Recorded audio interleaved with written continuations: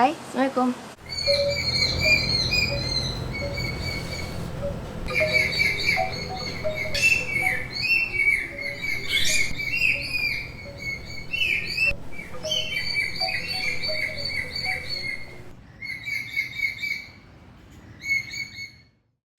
ini insya Allah aku mau bahas beberapa tanaman yang mirip tapi beda, atau kembar tapi beda, atau istilah lainnya adalah tanaman yang impostor. Nah, kenapa ini jadi masalah? Karena kadang beberapa dari kita itu ada yang pesan online terus datang dengan tanaman yang berbeda, meskipun mereka mirip, tapi kalau dipegang sebenarnya mereka beda rasa. Beberapa dari mereka berasal dari genus yang sama, tapi ada juga yang berasal dari genus yang berbeda. Makanya hari ini aku mau bahas satu-satu perbedaannya apa sih, persamaannya apa sih, supaya kita bisa teliti lagi waktu kita mau beli. Kita mulai dari tanaman yang pertama. Tanaman yang pertama adalah Philodendron Lemon Lime.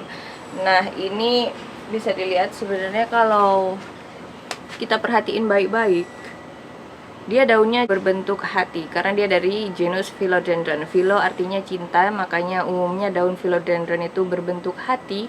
Di kasusku dia bisa punya corak hijau seperti ini. Bahkan di beberapa kasus yang lain ada juga yang berubah jadi Philodendron hederaceum hijau biasa ya. Dan aku ngelakuin uji coba kena dengan direct sun pagi sekitar 2 jam, 2-3 jam, dan hasilnya adalah daunnya bisa jadi besar banget meskipun gak aku rambatkan di turus. Ini awalnya itu kan kecil daunnya, daun pangkalnya ini selalu kecil, lalu setelah dia thriving dia daunnya membesar meski tanpa turus. Makanya aku suka banget, dan warnanya tuh bener-bener bikin seger. Dia jadinya kayak ular, bisa dililitin ke leher juga. Ini sih seger banget, bentuknya bentuk hati, ada bisa dapat corak hijaunya sedikit, yang mana jadinya bagus banget. Dan kalau teman-teman bisa tebak, ayo kesini sedikit, tanaman yang mirip sama dia atau kembarannya adalah dari genus yang berbeda, yaitu genus Epipremnum. Kayaknya semua orang udah pada tahu kembarannya siapa. Kembarannya adalah Epipremnum aureum lemon, atau orang bilangnya juga sirih neon. Jadi keduanya ini sama-sama, ada yang bilang lemon, ada yang bilang satu neon satu lemon. Tapi sebenarnya yang paling kentara perbedaannya adalah dari bentuk daun. Philodendron lemon itu bentuk daunnya hati sekali. Kalau Epipremnum bentuknya nggak berbentuk hati, dia jauh lebih memanjang. Daunnya lebih mirip sirih gading. Dan kalau dirasa sebenarnya daunnya menurutku lebih tebal Philodendron lemon dibanding ini. Dan ya, dia juga bisa punya corak hijau. Kalau teman-teman bisa lihat di bagian sini, ini bahkan dia punya corak putih dan corak hijau sedikit. Yang mana lucu. Dapat kan bang? Yang mana warnanya jadi lucu dan bagus banget. Tapi kalau mau dideketin dua-duanya, nah, dari warna mereka juga beda banget. Menurut aku jauh lebih neon yang Philodendron lemon dibanding dengan Epipremnum aureum lemon. Kelihatan kan ngejrengnya beda, meskipun sama-sama ngejreng kalau misalnya mereka disandingkan dengan tanaman yang hijau. Tapi kalau aku pribadi lebih suka yang mana? Aku sejujurnya nggak bisa milih, karena yang ini lebih cepat rimbun, satu, gampang dirawat, dua, tiga, dia bisa punya warna putih dan warna hijau. Sementara kalau misalnya lemon ini, dia pure lemon, cuma sekali-sekali aja muncul hijaunya. Itu tadi perbedaan antara Philodendron hederaceum lemon dengan Epipremnum aureum lemon. Jadi udah jelas perbedaannya. Lain kali sebelum pesan, jangan lupa minta dulu fotonya. Kalau dia tidak bulat seperti hati dan memanjang, berarti itu adalah Epipremnum. Tapi kalau dia bulat seperti hati dan warnanya lebih ngejreng, itu adalah Philodendron lemon. Oke, next. Tanaman berikutnya adalah Epipremnum giganteum silver. Sebenarnya kalau misalnya bentuknya udah dewasa kayak gini, kita gampang bedain antara Philodendron hestatum silver dengan Epipremnum giganteum silver. Nah, yang namanya petiole itu yang ini, yang dekat dengan daun. Kalau batang, dia yang di sini. Nah, yang di sini batang, yang di sini adalah petiole. tulisannya petiole. Nah di sini udah ada tunas baru dari hasil cacahannya. Nah ini yang sering banget ketipu, tapi ada juga yang bilang ini adalah Philodendron hestedum khas Kalimantan, karena dia katanya asalnya dari Kalimantan. Dan tanaman yang mirip banget sama dia adalah, kita semua udah tahu, adalah Philodendron hestedum silver, atau orang kenalnya silver sword. Ini versi kecilnya dan ini versi besarnya. Kelihatan banget bedanya. Kalau Epipremnum giganteum periolnya sangat panjang dan dia agak ada kayak ada patahan di sini. Itu yang aku sangat notice ya, perbedaannya. Dia ada patahan di sini. Kalau daun kecilnya, waktu versi kecil mereka cenderung mirip. Ada videonya aku unboxing kalau teman-teman mau lihat. Perbedaan yang kedua menurutku adalah ini lebih nggak kelihatan sih, tapi lebih ke bau. Kalau misalnya kita repotting seperti tanaman Philodendron pada umumnya, dia punya wangi citrus yang keluar kalau misalnya nggak sengaja batangnya ke luka sedikit atau kelipat sedikit, pasti ada wangi citrusnya. Sementara kalau misalnya Epipremnum giganteum ini nggak ada sama sekali. Perbedaan nomor 3 adalah Kedevil. Kedevil itu selaput daun ini kan, selaput membungkus daun yang nutupin. Nah kalau misalnya di Epipremnum, dia nggak sampai pangkal, dia cuma sampai badannya doang terus lanjut ke atas. Sementara kalau Kedevilnya Philodendron hestedum silver, dia kedevilnya sampai ke pangkal daun. Jadi itu perbedaan paling utamanya di antara kedua ini. Cuma kalau aku suka yang mana, aku sejujurnya lebih suka Philodendron hestedum silver sword. Kenapa? Karena dia jauh lebih teratur tumbuhnya dan lebih rapi, lebih estetik kalau misalnya rimbun. Sementara kalau ini dia kalau sudah merimbun, dia akarnya bisa jadi sangat besar dan meliar tumbuhnya. Tapi oh, dan ini kalau misalnya besar, daunnya bisa sebesar daun pisang. Jadi ini daunnya bisa sebesar daun pisang. Sementara kalau ini, ketika dia sudah masuk mature form, dia bisa punya telinga seperti, nggak terlalu seperti kelinci sih, tapi dia, kalau teman-teman tahu Mexicanum, mirip-mirip seperti itu. Dia bakal punya telinga dan itu cantik banget karena warnanya silver. Tanaman selanjutnya yang mirip tapi beda adalah Melano sama Mycans. Sebenarnya kalau udah versi rimbun kelihatan banget bedanya. Mycans itu dia lebih jatuhnya kayak menjuntai ke bawah dan dia bisa bercabang sangat banyak. Sementara kalau Melano dia merambat ke atas. Aku udah pernah bahas di video sebelumnya perbedaan antara Melano dengan Mycans. Menurut aku itu udah sangat jelas. Ini aku cuma nunjukin tanaman yang biasanya kita sering ketukar, sering salah, sering ditipu waktu beli. So ya, dua tanaman ini, kalau mau detail perbedaannya gimana, silahkan cek video sebelumnya. Tapi sebenarnya kalau dari segi dilihat doang, ini dua udah kelihatan banget kan bedanya. Satu menjuntai, satu merambat ke atas. Sip. Ini dia apa tadi? Philodendron Hedraceum Mycans. Yang ini adalah Philodendron Melanochrysa. Selanjutnya tanaman yang mirip tapi beda adalah Rhaphidophora pertusa dengan Rhaphidophora tetrasperma. Kedua tanaman aku ini sama-sama lagi nggak sehat karena aku curiga mereka lagi kena buruk-buruknya sih virus mosaic virus.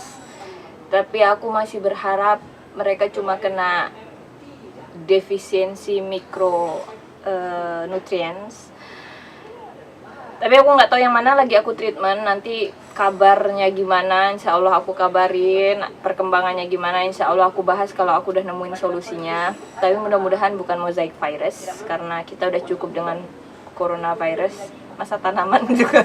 Jadi kalau penampilan tanamannya not really good, I'm sorry. Tapi iya, aku lagi nge-treatment mereka. Mudah-mudahan ada solusinya. Nah, kita balik ke perbedaan kedua tanaman ini. Banyak banget yang ketipu dengan kedua tanaman ini. Tapi satu hal yang sangat aku notice dari mereka berdua adalah tendensi untuk berbelah. Menurutku Rhaphidophora tetrasperma itu punya lebih mudah membelah dibanding dengan Rhaphidophora pertusa.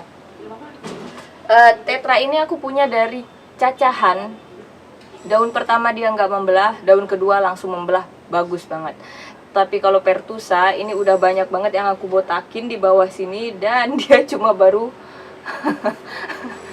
berbelah satu, baru berlubang satu.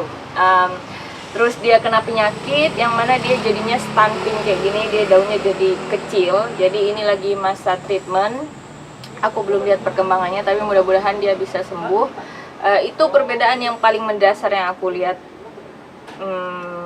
karena mereka kan sama-sama Rhaphidophora ya.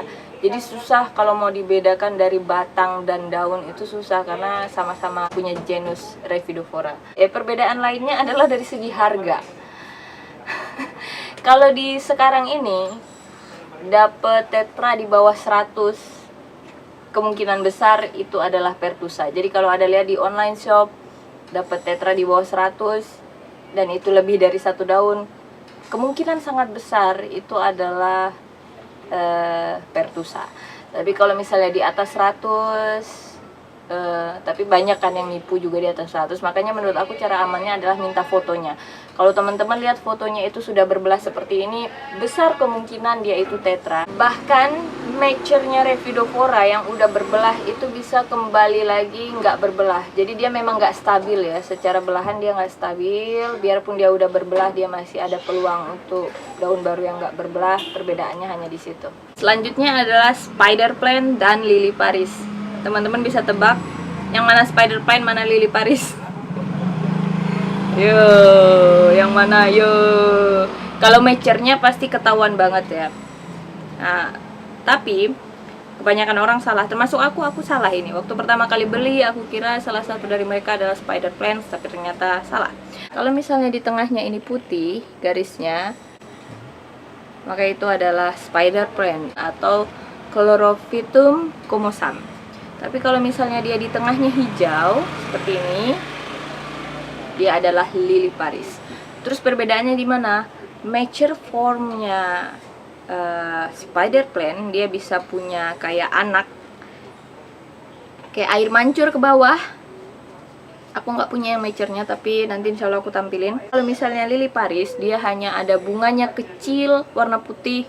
Cakep juga sih kalau udah rimbun, tapi kalau aku pribadi aku lebih pilih spider plant, karena spider plant ini pembersih udara. Kalau mau beli pembersih udara, jangan ketukar lagi antara lily Paris dengan spider plant. Ingat, kalau misalnya spider plant di tengahnya itu garisnya atau blisternya warna putih, sementara kalau misalnya lily Paris tengahnya itu warna hijau. Tanaman terakhir, sayangnya tanamannya waktu nyampe nggak terlalu sehat dan dia udah kayak crispy gitu, udah layu banget.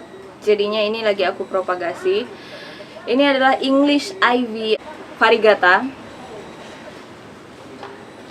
Dan dia mirip dengan apa? Dia mirip dengan Senecio macroglossus. Senecio macroglossus itu termasuk sukulen. Aku udah nggak punya lagi tanamannya karena layu juga. Cuma hal yang aku pelajarin adalah kalau misalnya beli Senecio macroglossus itu aku nggak bisa beli online karena dia gampang layu. Waktu pertama aku pernah punya dan itu lumayan bertahan lama, sampai setahunan itu karena aku belinya offline. Nah, ketika aku beli online, datang udah langsung busuk di beberapa batangnya, jadi aku nggak mau lagi beli itu online meskipun aku suka banget sama tanamannya. Perbedaannya apa? Kalau Senecio macroglossus itu batangnya lebih tebal, makanya dia sering disebut dengan ivy tebal, berdaun tebal dan berbatang tebal. Tapi kalau misalnya kita pegang dari daunnya aja itu udah kerasa kok kalau mereka beda. English Ivy itu bentuknya jauh seperti kertas, paper like, tipis banget. Sementara kalau Senecio macroglossus itu bentuknya jauh lebih seperti daging. Kalau dipegang itu empuk banget. Dan perbedaan lainnya, yang satu sukulen, satu lagi bukan sukulen. Dan apa yang dimaksud dengan sukulen? Sukulen itu adalah tanaman yang pada umumnya itu menyimpan air di daun. Itu makanya yang bikin dia itu tebal, punya sensasi tebal karena dia ada air di daunnya. Nah, kalau propagasi, Senecio macroglossus ternyata nggak semudah itu dipropagasi.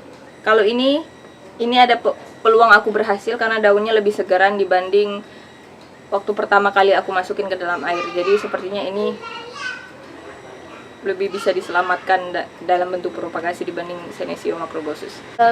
Ya, sepertinya itu aja yang bisa aku share. Terima kasih sudah nonton, terima kasih sudah like, terima kasih sudah subscribe. Aku minta maaf kalau misalnya aku salah ngomong, aku juga masih belajar. Semoga video ini ada manfaatnya buat teman-teman. Have a nice day. Assalamualaikum warahmatullahi wabarakatuh.